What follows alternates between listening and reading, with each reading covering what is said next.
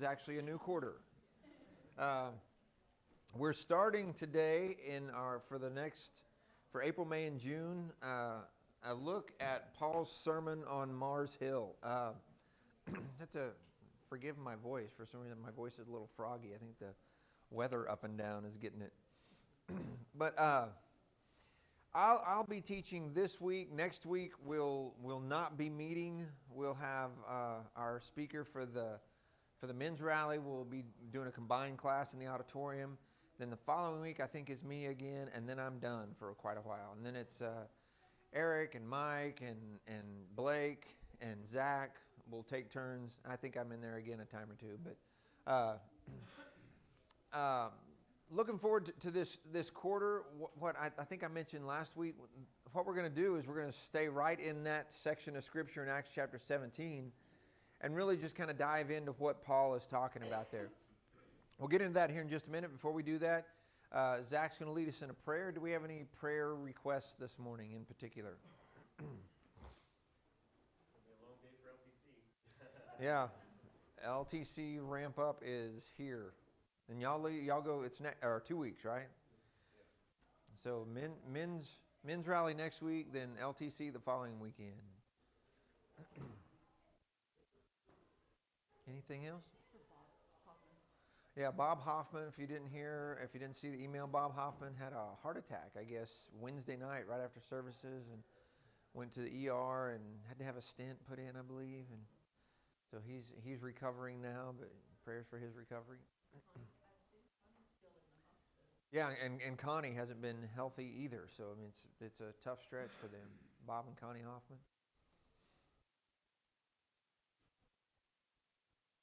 Okay, Zach, if you would. Yeah, let's pray, guys.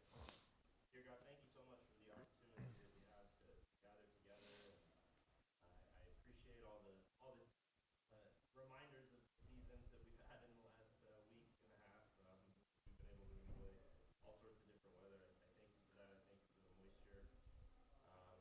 I do want to lift up LTC prep, and I know we're in the final stretch of preparations and practice and things like that. I pray that you do with all the kids and all the chaperones, and we're preparing to go to the conference. I also want to lift up the men's rally that's coming up, and I think that we have the opportunity to have that.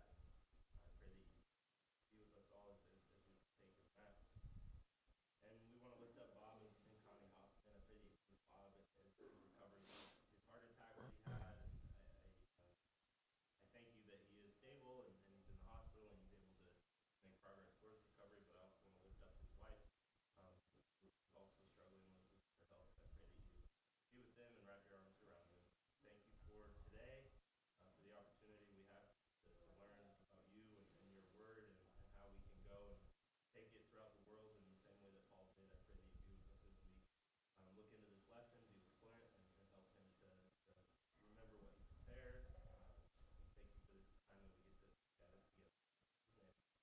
Amen. Remind me, I forgot my commercial. So there's the commercial for the men's rally. That just as a reminder, since that's up there, tomorrow is the last day to register if you want meals, gentlemen. We'll have a meal Friday night and lunch Saturday. So if you want to just come and just listen, great, do that. But if you want to eat, please register so we can know how much food to get. We've got a pretty good group now. We've had a really good push the last week. We've got guys coming from Fruitland. We've got guys coming from Nampa. I think we have a couple guys coming from the east side of the state at this point. So pretty positive. I'm excited. Okay, so before we look at this, jump into this material, when you think of Paul's sermon on Mars Hill, Paul's sermon at the Areopagus is what we'll talk about that in a second. What do you think of before we go any further? What comes to mind for you when you think of this section of Scripture?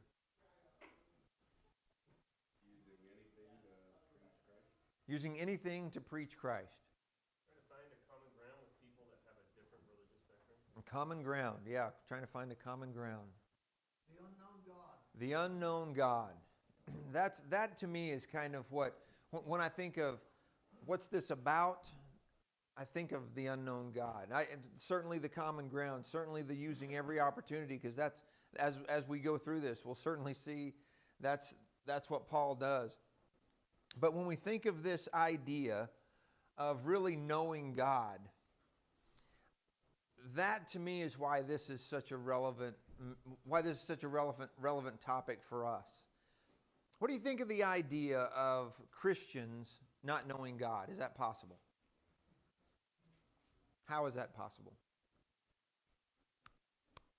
That's Matthew 7, right? When it says, say, well, Lord, we think that, man, Yeah, they can be spiritual. That's pretty common now. yeah. Spiritual, but they don't know God. Yeah, the idea of being spiritual, we'll look at that here in just a few minutes, in fact. Like, I know, I mean, if he walked into the room, I know Tom Holland, right? I mean, if he walked in, I'd go, wow, that's Tom. But I don't know Tom Holland. I mean, if Joe Biden walked in the room, I know who he is. I don't know him. When we think about having a knowledge of God and really knowing God, I think that's what Paul is getting at throughout this material, throughout this sermon. We call it a sermon. I think most of us, if this was the sermon we heard every Sunday, we'd think this is the best church ever. Church lasts 9 minutes. It's over. Sermons do. But what Paul is getting at, specifically in his context, is he's trying to introduce these people to the God that they think they might know. I think for us today, what we'll do through this quarter is what I hope, and I think what all these other guys hope to do, is develop your understanding, develop our understanding in our relationship of God and who God is. This obviously is a section of the book of Acts. The book of Acts is, as you probably are familiar with, this is just an account of the explosive growth of the New Testament church in just fascinating ways. Paul has a great deal to do with that as he travels throughout Asia into Europe and plants churches and all the different things that he does. This is not going to be a class about the life of Paul, because this is kind of a snapshot of Paul's life here in this moment.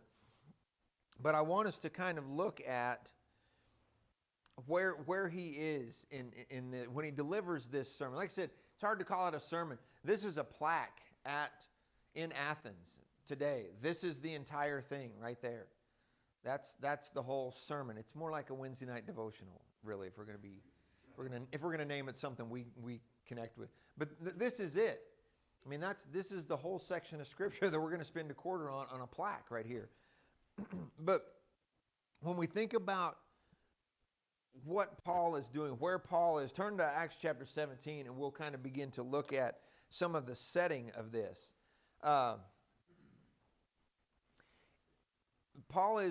This is on the second missionary journey, and Paul is traveling. He's traveling, if you look into Acts chapter 17, verse 10 is where we have the Bereans. The Bereans were more noble than everybody else because they searched the Scriptures daily to see whether the things Paul said were true, which tells us a great deal right there. It means that Paul taught Jesus from the Old Testament, which is interesting in and of itself, but that's not what we're going to talk about. So you look at, let's start at verse 13, because he's in Berea. He's been in Thessalonica, traveled to Berea. When Paul goes from place to place, what is the problem he usually encounters?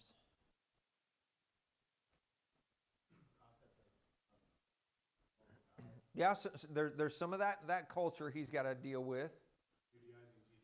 The Jews that chase him around, which is unusual in and of itself. And that's what we see here. Look at verse 16. 12. Sorry, I lied. 12. Consequently, many of them, those in Berea, believed, including a number of the prominent Greek women as well as men.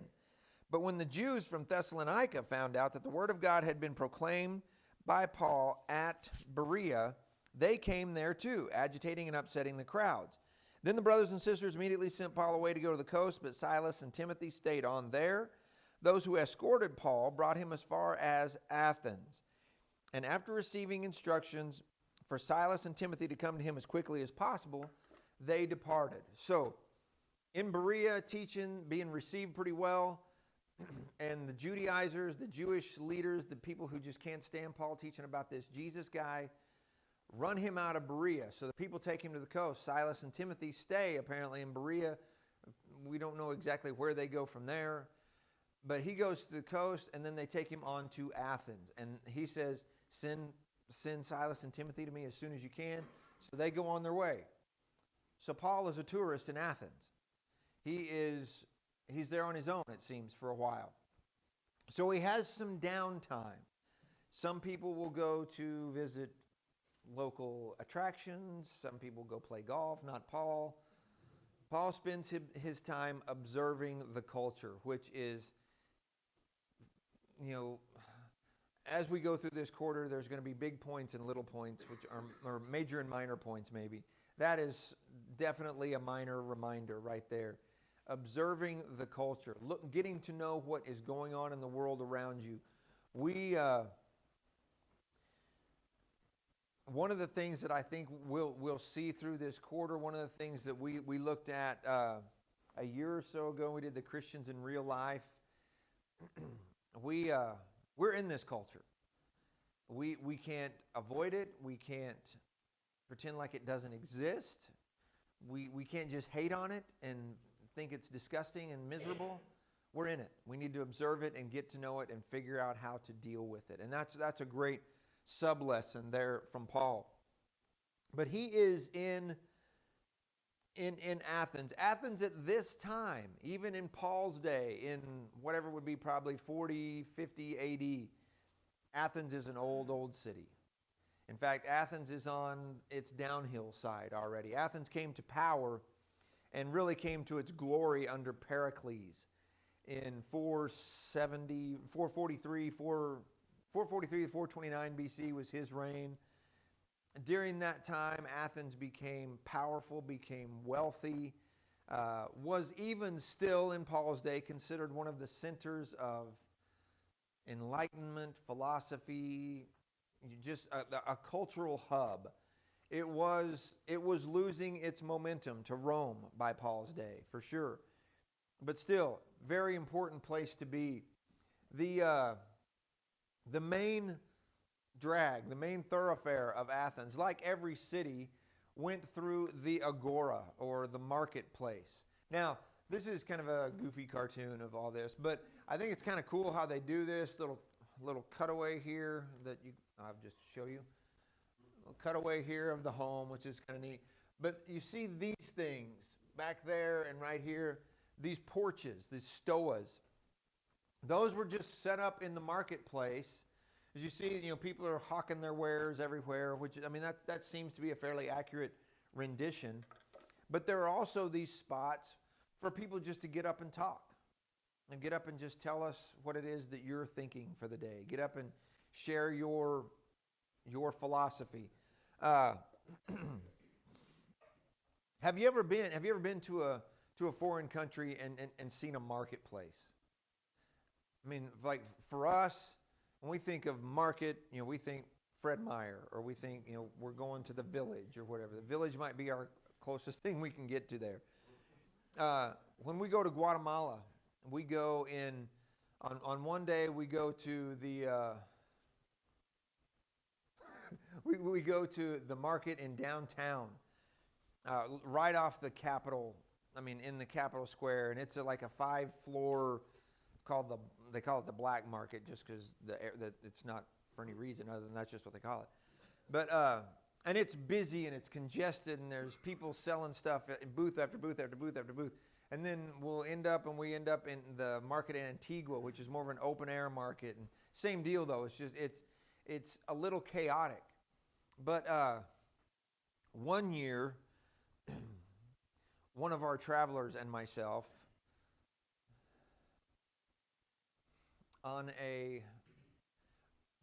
we went somewhere we weren't supposed to go, okay?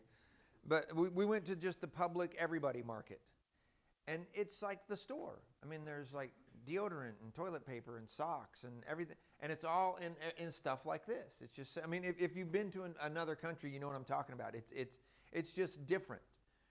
But it was like the center of community. It's where everything happened. So they'd set up these places, these little areas for, I mean, as much as anything, it'd be kind of like entertainment. It's like if you're walking through the village, they have the little, the hidden like Disneyland speakers playing music where you don't even notice it's happening. That's what this would be. The little porches would be the place where some guy's going to get up and talk, and some people would stand and listen. Other people would just kind of go, there's what's his face talking about whatever he's talking about. But this was like the hub of the city, and that's where Paul finds himself. Look at verse 16. In fact, let's read this down through verse 21. While Paul was waiting for them in Athens, he was deeply distressed when he saw that the city was full of idols. So he reasoned in the synagogue with the Jews and those who worship God, as well as in the marketplace every day with those who happened to be there. Some of the Epicurean and Stoic philosophers also debated with him. Some said, what is this ignorant show-off trying to say? Others replied, he seems to be a preacher of foreign deities because he was telling the good news about Jesus and the resurrection. So Paul goes to the synagogue like he always does, right? He goes to the synagogue and he deals with the people who he would most easily probably connect with. But then he goes out into this stuff. He goes out in the marketplace and just talks to whoever. And he gets some sort of negative reaction. You've probably heard, in fact, your Bible might even have a footnote there where it says this ignorant show-off in the CSB. The literal translation there is this seed picker. It's who's this hillbilly? I mean, who's this? Because that's how they would have viewed Paul, as who's this country bumpkin coming in here talking about his God we've never heard of, which is interesting in and of itself. There's Epicurean and Stoic philosophers. We'll talk about them here in just a minute. They're like two different schools of thought that were very prominent in Athens. They took him, verse 19, took him and brought him to the Areopagus and said, may we learn about this new teaching you are presenting. What an invitation to a preacher. Hey, we'd like to hear this teaching you have. All right, sit down. Here it comes. Because what you say sounds strange to us, and we want to know what these things mean. Now all the Athenians and the foreigners residing there spent their time on nothing else but telling or hearing something new. So these people, their thing was to just listen to some guy get up and talk. That was entertainment in their day. To get up and listen to some guy teach some new theory, teach some new philosophy, some new school of thought, or whatever it might be. But, what's that? First century talk radio. Yeah, exactly. That's what it was. That's what I had on here was ancient water coolers. It was where you sit around and listen, some guy talk, you go, I don't know about that. I think it's important to also point out this is probably the elite class of society. Anybody who's got time to sit around and talk. Yeah. Yeah, these were idle hands, you might say, because the other people didn't have time to do this. But in the marketplace, they're going about doing their business. They're still hearing. They might not sit and listen, but that's one thing that you even read in ancient literature, stuff outside the Bible. There's a culture that was very good at listening. I mean, which maybe we're not. Because that's all they had to do. They couldn't go, you couldn't change the channel. You had to listen to what was being said or you moved on.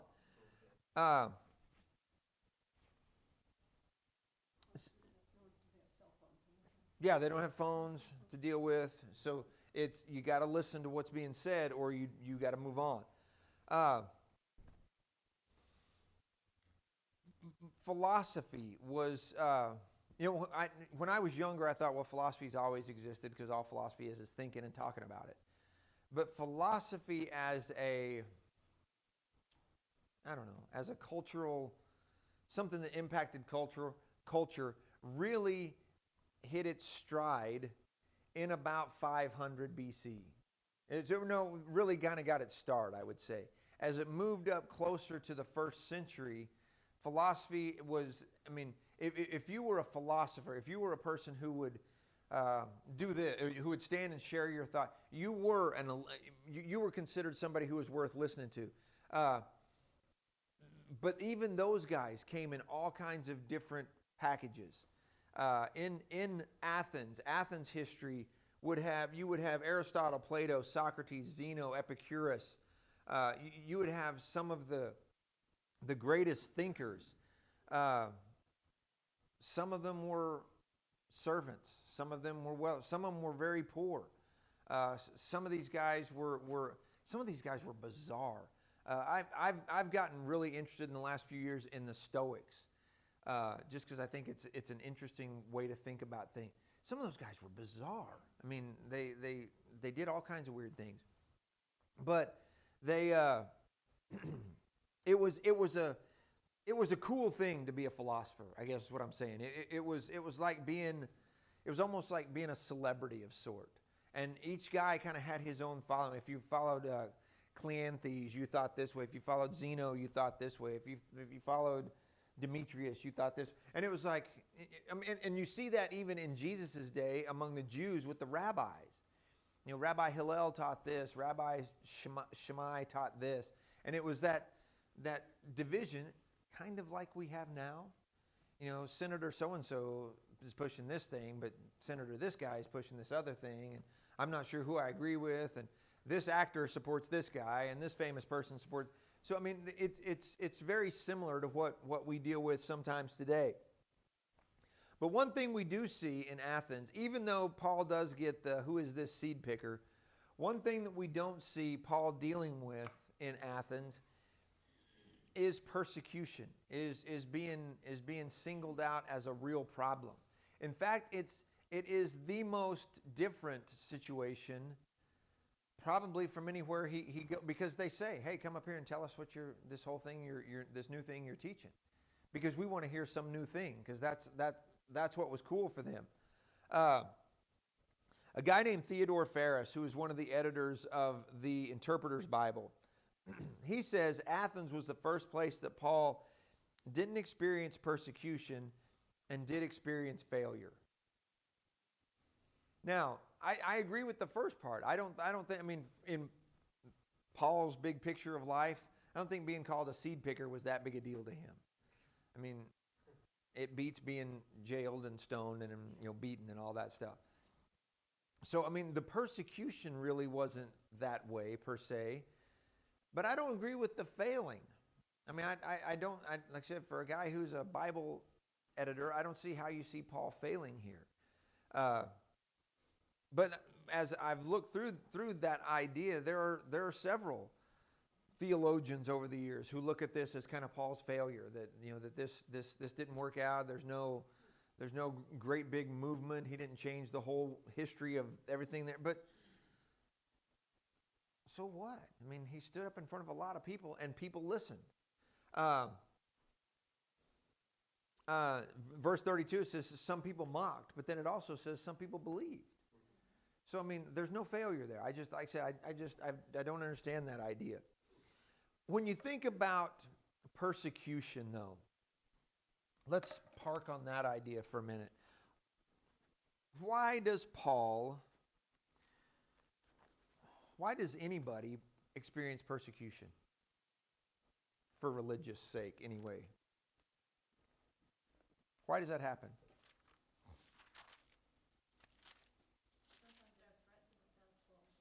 Threat to the status quo. Yeah, that's true.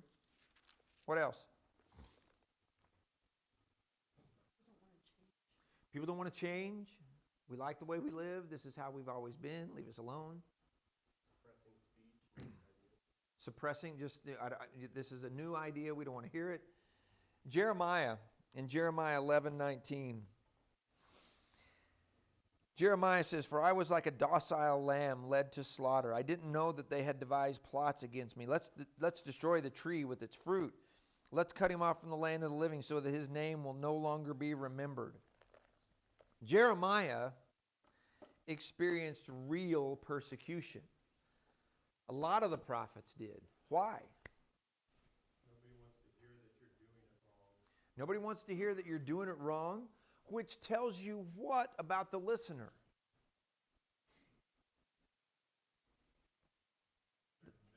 They're convicted, that they believe something. It seems like Paul isn't persecuted in Athens They don't really believe anything. Or maybe the better way to say it is they believe everything. That everything has the same value. Whatever you teach, whatever you think, that's just as good as the next guy. The whole idea in Athens was just come and let's hear you talk. I don't think it's that Paul didn't preach with conviction. I don't think it's that Paul softened his message. I think the people were just so absorbing of every idea that there was no right or wrong to them. It was just, oh, okay, he thinks this, great. Yeah, to them it's just kind of another TED Talk. It's just some guy getting up, blah, blah, blah, blah, blah, doing his thing, and it's over. But Paul's talking, he starts this thing off with, I see that you're very religious. You got all these idols. But let me tell you about the one you're missing. So he is directly saying there's something you're not getting. And for many of them, it seems, they just kind of go, oh yeah, well, that's why we got all these idols. So just in case we miss one, we got an extra. We got the bonus God, just to cover all of our bases. It seems like his lack of persecution is a result of their lack of firm beliefs. Everybody's right. Whatever you think is good, as long as you're not mean to this other person, that sounds really familiar. I mean, that is our culture today. You're right, but you're right. But you say different things completely, but somehow you're both right because that's just a nice way to be. I'm okay and you're okay. Yeah, absolutely. I'm okay, and that's not even a new idea. I mean, that is, but that's where we are. And I mean, I won't say especially religiously because I think it's now a part of all of our culture. Whatever you do, however you live is okay. Who am I to judge? Because and that's where Athens is. That you might believe that you might follow Zeus, you might follow Ares, you might follow whoever else. But we're all okay because we're all on the same path. Yeah, well, so it's not my quote. Jordan Peterson said, in order to say anything truthful or at least important, it's important and true. Yeah. Someone won't believe it. Yeah, and that's absolutely true. The challenge is if those who are listening can't be offended. If they just go, yeah, it's a different way to think about it. That now goes in the logbook of everything is okay. I mean, it's just another approach. That's great. So when he looks around in Athens and sees what Athens is,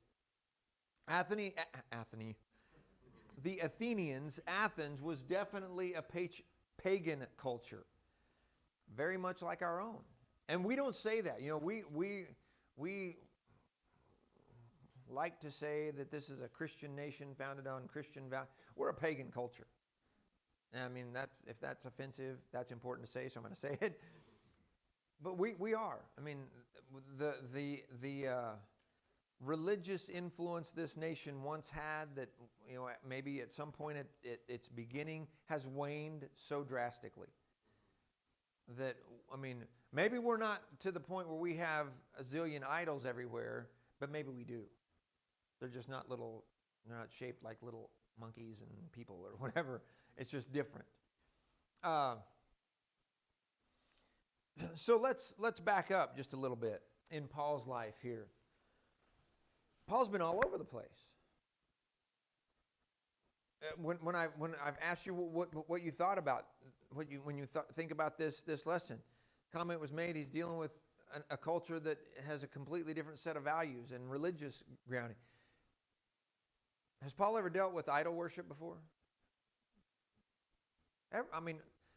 Almost every place he goes. I mean, Paul's ancestry, the Jewish history even deals with people worshiping idols. I mean, that's the history of the Jewish people. When things are at their worst in the Old Testament, you can always find idolatry. So when Paul sees this in verse 15, while Paul was waiting for them in Athens, CSB says deeply distressed. What does your translation say about how Paul felt? He was what? Provoked. Anybody else? Spirit was stirred in him. The word provoked, the Greek word there, is used one other time in the New Testament. Where is it? Nope. Nope. What else is supposed to provoke us?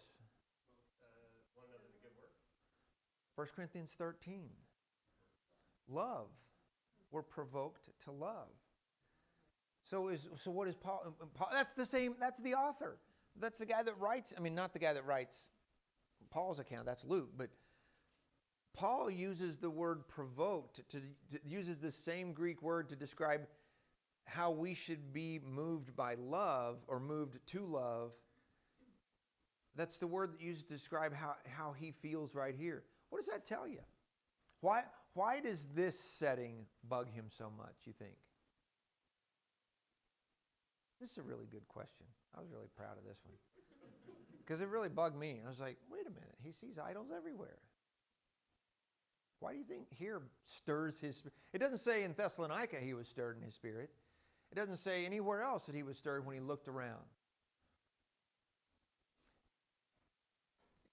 Yes, sir. They're so laissez-faire. What will be will be. Here's an idol for this guy. Here's an idol for that guy. Like you said, they believe everything or they believe nothing. Yeah. My version says he was distressed. Yeah. That there were so many things. I mean, when you feel very passionate about something and you want so badly for everybody to experience the joy that you have in your life because of where your faith has taken you, to see people go 75 different directions Yeah. is infuriating. Yeah. Yeah, and he's also had some time to kind of look around. I mean, talk about idle hands. When you got downtime, you can notice a little bit more, and maybe it just bothers you a little bit more. But I think that's key, is the idea that, yeah, these people are idol worshipers, but they're not even really that devoted to their idol worshiping. It's like, oh yeah, that one over there, we're not even sure who that's for, but we got it, just in case. We got all the bases covered. So it seems like it is the propensity of idols, but it's also just the attitude, laissez-faire attitude. The whole, yeah, whatever. It's just, it's another idol. You're tell us about your God. We'll put him. We'll make a statue to him too. We'll throw it all together. It's also the way that they looked at their gods, who were very capricious. They had all the human failings of jealousy and Right. all the other things, but they had all this power to wield over people. So it really doesn't make them somebody you should be worshiping and you're trying to idolize even. They're just the same as you. You're not doing yourself any betterment by following them. Yeah, even their idols, even their gods, were flawed. So that in and of itself would be frustrating. I mean, you're like, really, this is who you worship? Is this deity here? So Paul's reaction. What is his reaction to their idolatry? Says he's distressed. So what's his reaction? What does he do?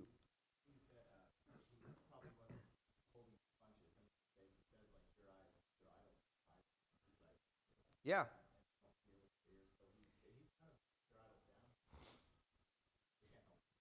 My reaction might have been, this place is a mess.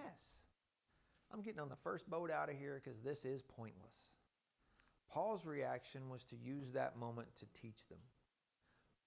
Just a great, great example. I mean, if we didn't even have what he says recorded, that in and of itself is a great example for us.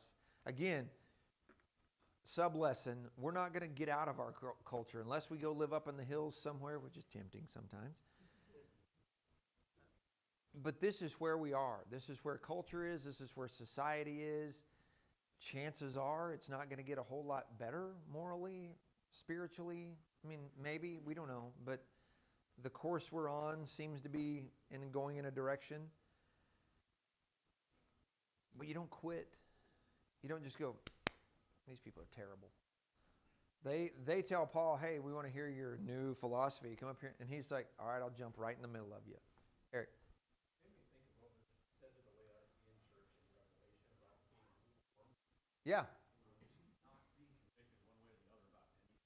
Yeah. And this bugs all of our people nasty, obviously. Yeah. But we can't judge ourselves either. Right? So it's not just culture necessarily that has this. Sometimes people well Oh, absolutely. be in that place. I mean, I'm completely convinced the Old Testament culture is a parallel of us, but I'm just as convinced that, I think culture repeats itself, really. And this Athenian culture, really, it doesn't take much of a mirror to hold up and go, hey, that looks, oh wait, just like us. I was thinking the same thing that Eric mentioned. And today it is so easy to be indifferent, to Yeah. be apathetic, to just get sick of it. Yeah. Yeah, and it's easy to just, you kind of do the, I hate this. and it's easy to just go, forget these people. This is a great quote from a guy named John R.W. Stott, who I don't agree with on much of anything, actually. But this is a great quote. Wherever Christ is denied his rightful place, we ought to feel wounded and jealous for his name. That, I think, is how Paul felt. Is not only are you willing, are you just putting this unknown God on a shelf and saying, maybe that's your God, Paul, we don't know. He's like, what? You people don't even know what you're doing. You don't know what you're doing with your own belief system. So he has this moment, whether it's in the marketplace or when he's then brought to Mars Hill, the Areopagus. He teaches the three different groups of people here, and I think this is kind of where I want us to leave today. Who do we fit? Which group do we fit in here? Because he teaches, obviously, the religiously devout. Now, I found a picture of the Pharisees that we immediately have a negative connotation.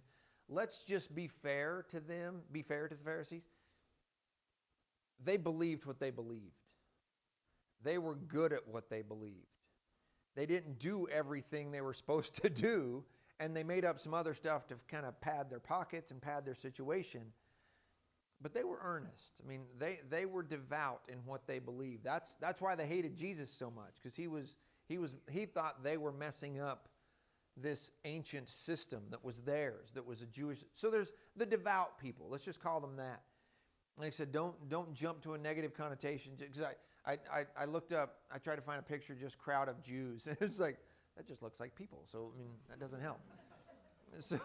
So devout, devoted believers. Let's just use that term. Then there's the people in the marketplace who are just kind of hearing what goes on.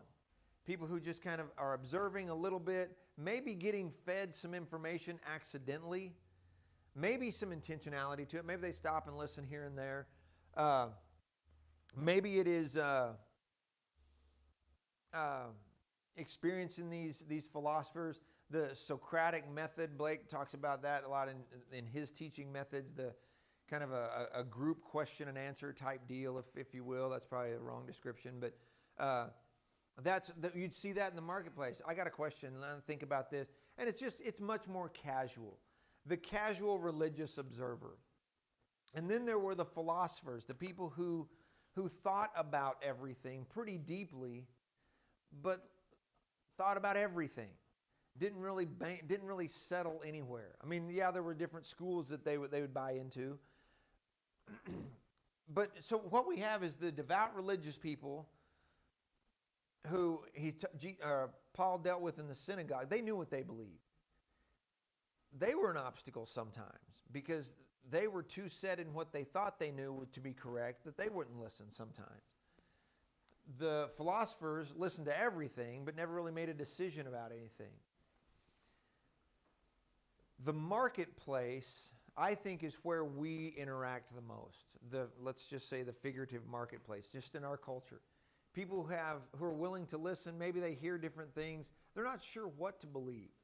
I'm teaching the high school class on Wednesday night, and it's material that we did in here a couple years ago too. The Answering Today's Skeptic. The skeptic in our culture, I don't think is blatantly atheistic. I think they just don't know what to think because they hear so much different stuff. They hear this, they hear that. Well, you know, this religion says this religion says this religion says this. I don't know what to think.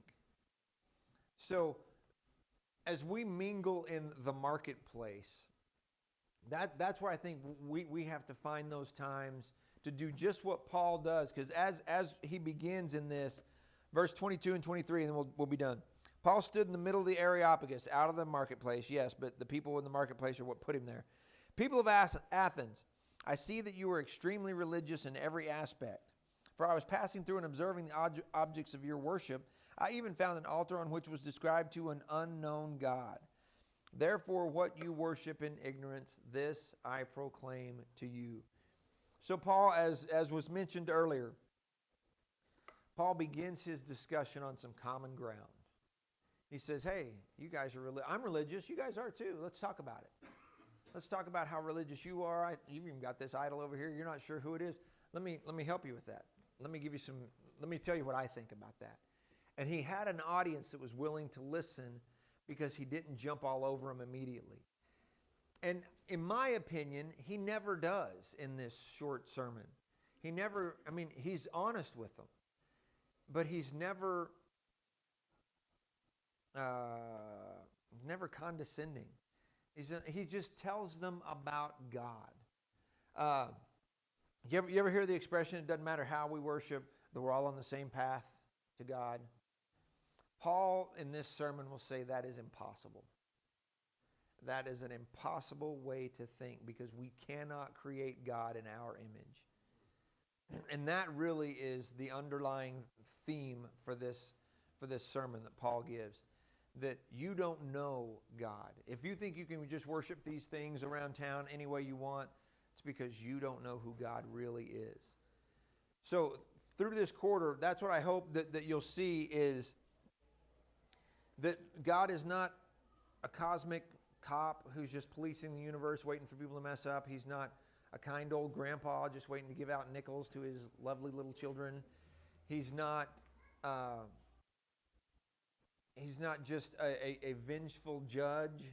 He's not the God of your cause. He's not the God of your particular nationality.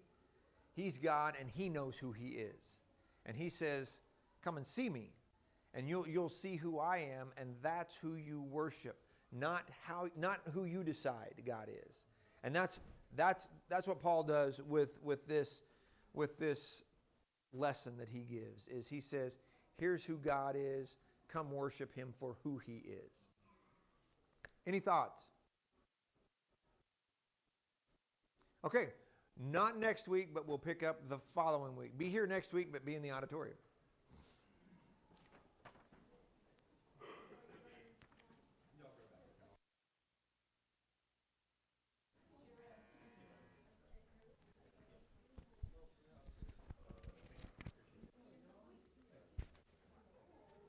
Thanks for class. Yes, sir. Yes, sir. Hey, who do I talk to? I want to see if there's any room for me on the staff at senior week.